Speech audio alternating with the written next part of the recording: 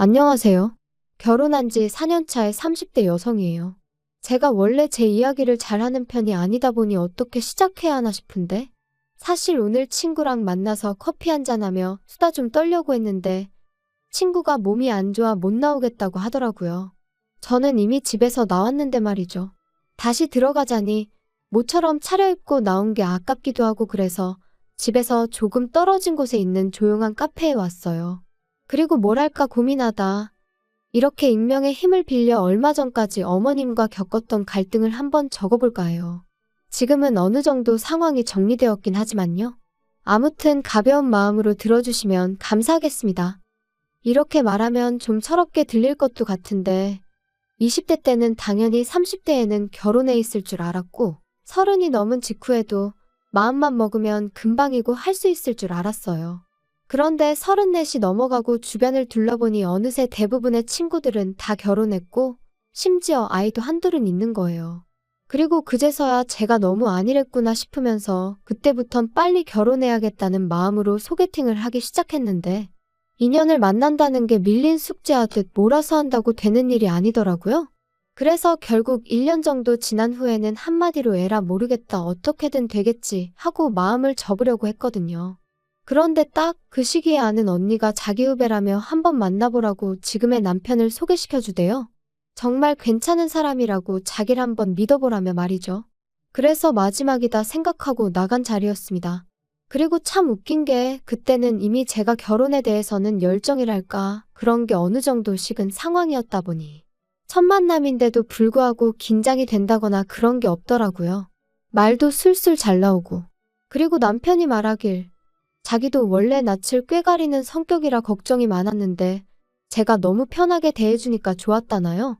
아무튼 첫 만남이 그렇게 된 거였고 이후로는 누가 먼저랄 것 없이 연락을 주고받다가 자연스럽게 연인 사이로 발전하게 되었죠. 둘 다 나이가 적지 않다 보니 확신이 있는데 못하러 시간을 끄냐며 알게 된 지 1년 3개월 만에 결혼도 했고요. 하지만 남편과의 결혼 생활은 생각만큼 쉽지만은 않았습니다. 그건 바로 끝도 없이 무언가를 바라시는 시부모님과 그런 시부모님께 딱 잘라 입장을 밝히지 못하는 남편의 우유부단한 성격 때문이었죠. 일단 저는 결혼 전에 시부모님하고는 딱 2번 만난 게 전부였어요.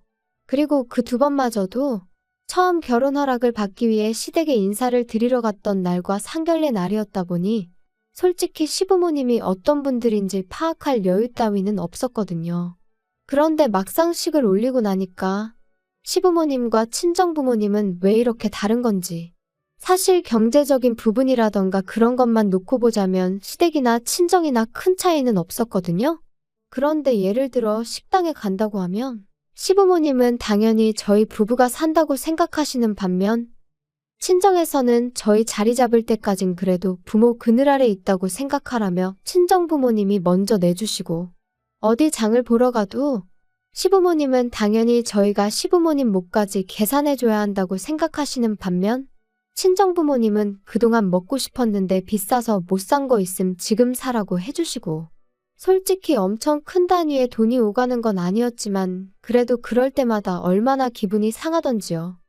하지만 이런 이유로 저와 어머님의 관계가 이렇게나 최악으로 치닫게 된 것은 아니에요. 결정적인 이유는 지난해 하나뿐인 제 동생이 이혼을 하게 되었는데 도대체 저와 어머님 그리고 제 동생의 이혼이 무슨 상관일까 싶으시죠? 저도 제 동생이 이혼 소식을 알려왔을 때만 하더라도 그 일이 저한테까지 여파가 있을 거라곤 상상도 못했는걸요.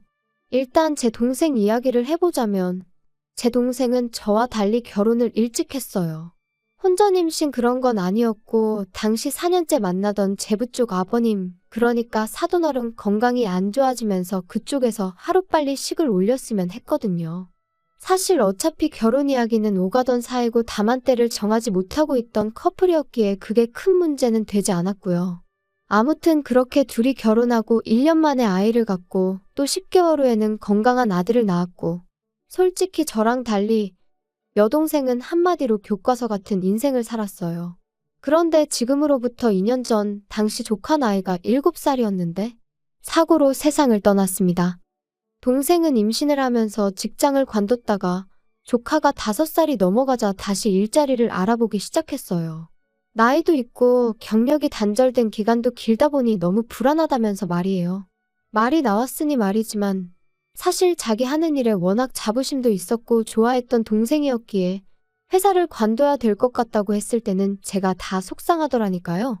친정부모님 또한 나름대로 힘들게 뒷바라지한 딸이 결국 전업주부로 살게 된 걸 무척 안타까워하셨고요.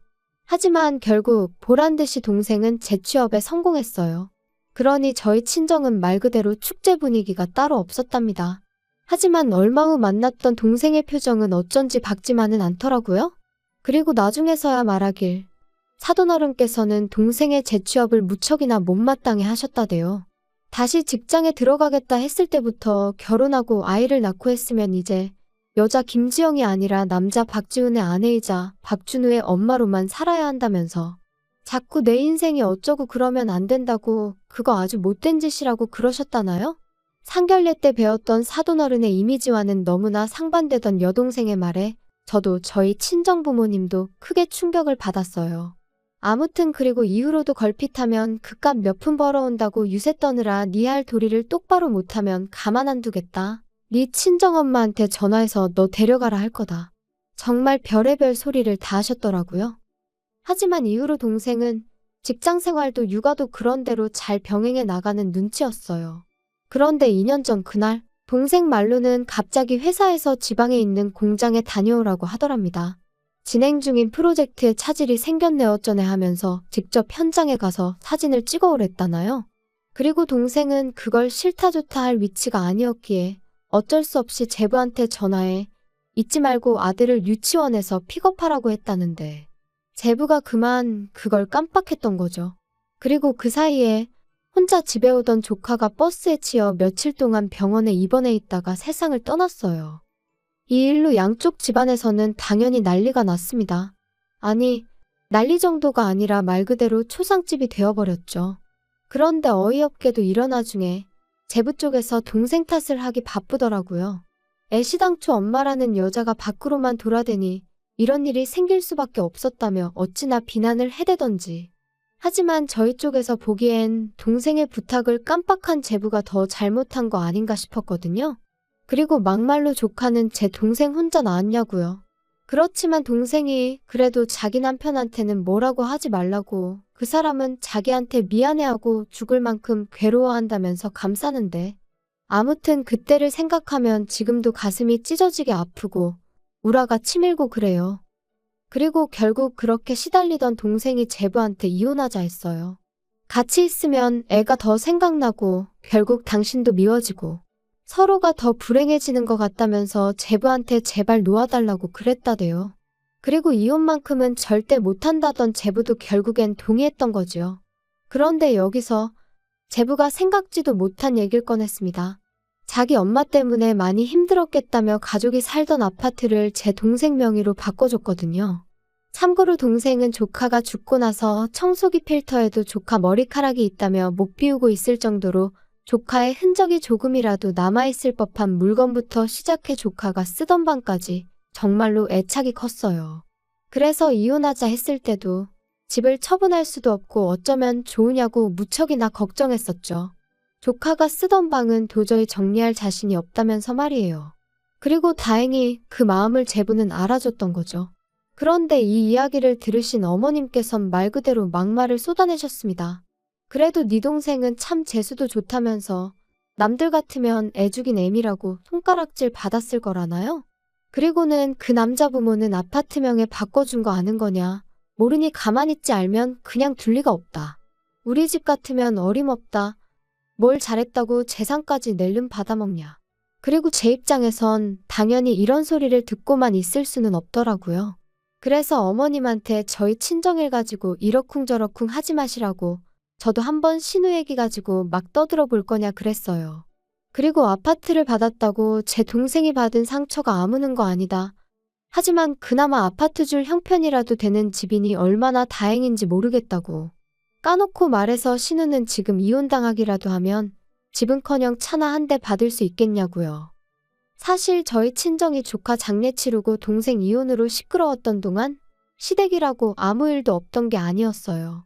남편에게는 위로 4살 많은 누나, 그러니까 저에겐 신우가 있는데 신우가 씀씀이가 장난이 아니었거든요.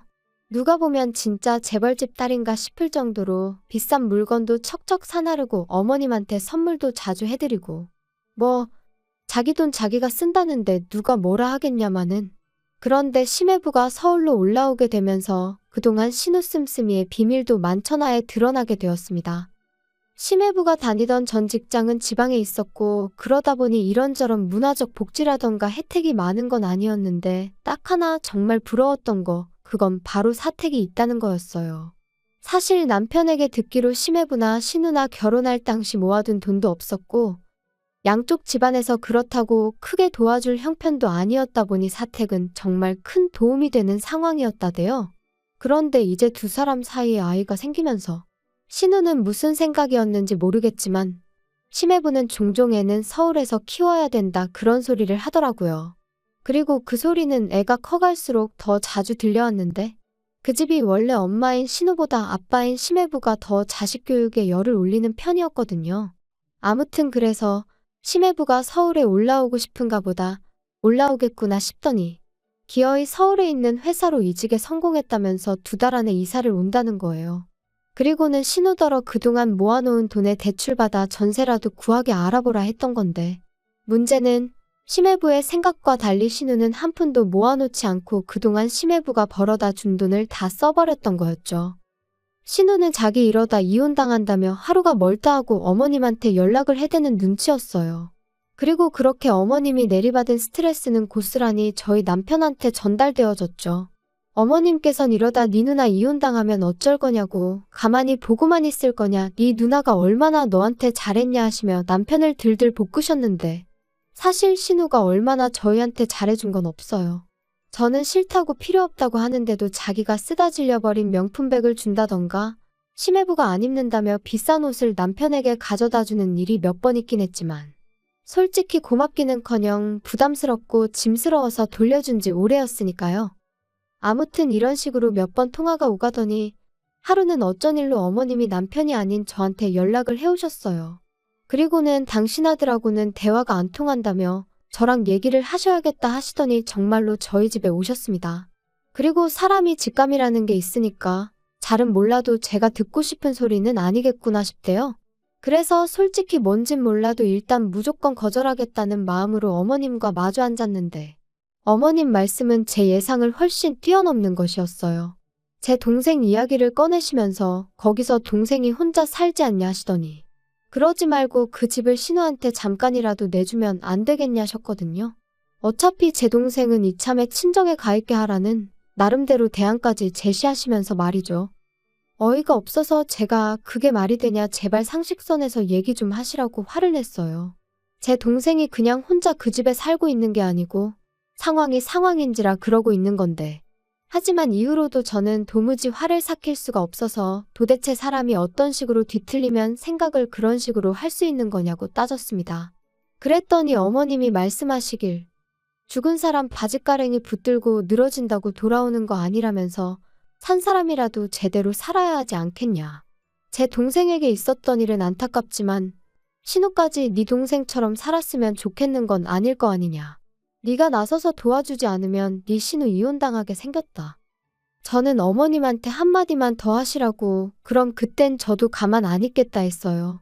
제 동생 일은 말 그대로 사고였지만 신우가 그렇게 생각 없이 돈 써댄 건 자기가 작정하고 한 일이니 비교할 바가 못 된다고. 그리고는 어머님도 신우한테 그렇게 받아쓰실 때 이런 날이 올 거 생각 못 하셨냐 받아쳤죠. 그랬더니 어머님이 지금 제가 당신을 취조하는 거냐며 소리를 지르시곤 아무튼 제 동생한테 말 잘하랍니다.